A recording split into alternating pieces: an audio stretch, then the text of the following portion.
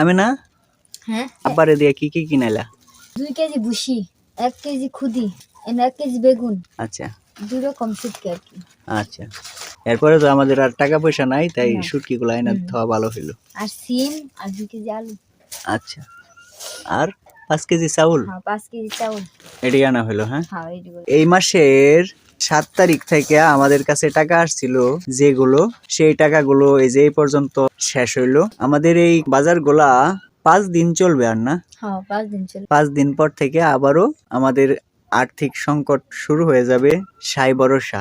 আর এখন তো টার্কি মুরগিগুলো কিনে হালাইছি, মুরগ কিনে হালাইছি, মেশিনও কিনে হালাইছি ডিম ফোটানোর। যদি 2-2.5 মাস অপেক্ষা করি তাহলে পরে আমরা বাচ্চাও পাওয়া যাব মুরগির। বাচ্চাগুলো পাইলে, বাচ্চাগুলো যদি ডিম পাড়ানো করতে পারি 20টা বাচ্চাও, তারপর থেকে আমাদের আর আর্থিক সংকট আসবে না। তার মানে 2-2.5 মাস লাগবে বাচ্চা পাইতে।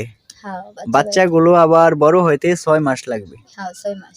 8-9 মাস সময় আমাদের আরো এইভাবে দয়াময়ের কৃপায় কিছু দরদীদের উছিলাতেই চলতে হবে।